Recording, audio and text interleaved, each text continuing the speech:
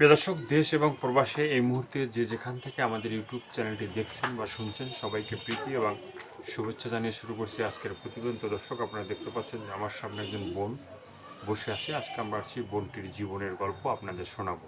আপু, আসসালামু আলাইকুম। ওয়ালাইকুম আসসালাম। কী নাম ভাইয়া আপনার? আমার নাম পপি আক্তার। পপি আক্তার। তো পপি আপা কি ভালো আপনি? হ্যাঁ, আছি তো, আল্লাহ মোটামুটি কোনো রকম রাখছে ভালো। মোটামুটি আছেন? বেশি ভালো নাই কেন?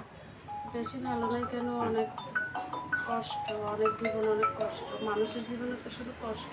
হ্যাঁ যার কষ্ট জীবন তার তো শুধু কষ্টতেই দিন কাটে। হ্যাঁ আমার তো ঠিক সেভাবেই জীবনটা কাটে। হ্যাঁ অনেক মনে আশা আছে, অনেক আশা কামনা নিয়ে প্রতিবেদনের সামনে আসছে। হ্যাঁ, অনেক আশা নিয়ে প্রতিবেদনের সামনে আসছি। যদি কোনো দর্শক ভাই যদি আমার পাশে দাঁড়ায় তাহলে অনেকটা খুশি হব। দর্শকের মধ্যে শুধু মনের মতো একজন হলে তাতেই যথেষ্ট।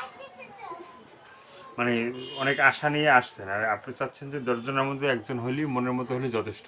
তাই আপু কি এর আগে কখনো ভিডিও করছিলেন নাকি? হ্যাঁ, এর আগে করছিলাম তো, আমি এর আগে মনে করো দুইটা দুইটা ভিডিও করছিলেন, সেখানে কি আমাদের দর্শক ভাই যারা আছে দেশে বা দেশের বাইরে আপনাকে কি সাহায্য করছিল? হ্যাঁ, একজন আমাকে কিছু সহযোগিতা করছিল, সে আমাকে অনেক আশা ভরসাও দিয়েছিল, কিন্তু সে মাঝখান থেকে যে কিভাবে চলে গেল এটা নিজেও বুঝি।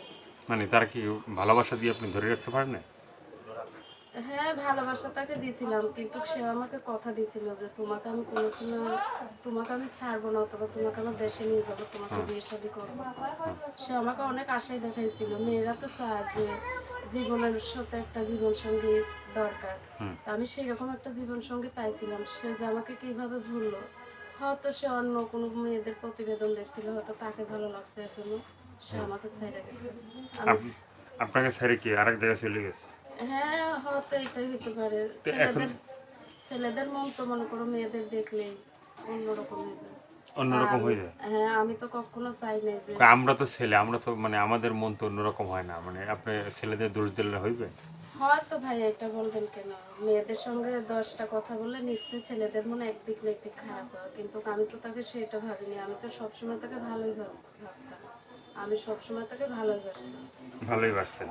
তো যে ভাইরা আপনার পাশে ছিল বা আপনাকে ফোন দিছিল, কথা বলছিল, হ্যাঁ, বা আপনার উম, সাহায্য করেছিল, তাদের জন্য কি আপনার মন থেকে কি দোয়াটাও করেন তাদের জন্য? হ্যাঁ, ইনশাল্লাহ আমি এমনিতে মনে করো যে নামাজ পড়ি আল্লাহর মতে। এইদিকে মনে করো প্রতিবেদনে যা কিছুই বলি না কেন, কিন্তু নামাজ রোজা এটা হলো নিজের জীবনের সঙ্গে। আমি সবসময় এটাই চাই। সে তো চলেই গেছে, এখন যদি কোনো ভাইয়েরা আমার পাশে দাঁড়ায়, আমার মনের দুঃখ কষ্টগুলো বোঝে, তাইলে আমি এরকম একজন মানুষ চাই যে সে আমাকে 5 ওয়াক্ত নামাজ পড়ার তৌফিক দিতে পারে, আমাকে 2 বেলা 2 মুঠো ডাল রিসিভ করবো। সবার সঙ্গে তো মন বিনিময় করা যাবে না, মনের মতো তো শুধু একজনকেই মন না, দেওয়া সেই সবার ভিতরে থেকে আপনি একজন বাইছে নিতে হবে, হ্যাঁ। যায়। হ্যাঁ, তো আমি এই জন্য সবার সবার ফোন আপনি ধরতে হবে, সবার সাথে কথা বলতে হবে, তারপরে আপনার সব মনের সাথে মন মিললে একজনকে আপনি বাইছে নেবেন। হ্যাঁ। তো আপুর মানে দেশের বাড়িটা কোথায়? আমার দেশের বাড়িটা রংপুরে। আমি এই সাভার পল্লী বিদ্যুতের এখানে ভাড়া থাকি, ভাড়া মানুষের বাসাতে কাজ করি না। ভাড়া থাকেন? হুম। তো আপুর মানে বিয়ের সাথে কি অবস্থা হয়েছিল? হ্যাঁ, আমার বিয়ে হয়েছিল তো। হ্যাঁ। আমার স্বামী মনে করো মাতালা ছিল, নেশাপান করতো, অনেক কষ্ট জ্বালা দিত। আমি তার কাছ থেকে ডিভোর্স নিয়েছি। আমার একটা ছেলে আছে। হ্যাঁ। আমি আগের প্রতিবেদনে বলছি যে আমার ছেলে আছে। আমার ছেলেটাকে আজকে মনে করো 15-20 দিন ধরে তার বাবা নিয়ে গেছে। এখন শুধু আছে আমার বাবা, মা আর তো ওই স্বামীর সাথে আপনার যোগাযোগ নাই? না, তার সঙ্গে কোনো যোগাযোগ নেই। যোগাযোগ নেই। এখন কি চিন্তা ভাবনা আছে ভবিষ্যৎ? এখন ভবিষ্যৎ চিন্তা ভাবনা এটাই, আমি তো একটা মানুষ, আমার তো একটা জীবন সঙ্গী দরকার, এইটাই। এই তো দর্শকে আপুর কথাগুলো শুনলেন, ভালো লাগলে অবশ্যই তার পাশে থাকবেন। সাহায্য সহযোগিতা, প্রেম, ভালোবাসা, বিয়ে শাদী যে যেটা করবেন সেটা আপনাদের একান্তই ব্যক্তিগত ব্যাপার। ভালো থাকেন, সুস্থ থাকেন, 5 ওয়াক্ত নামাজ পড়েন, দেশটাকে বেশি বেশি করে ভালোবাসেন। সবাইকে আল্লাহ হাফেজ, সবাই ভীষণ ভালো থাকবেন।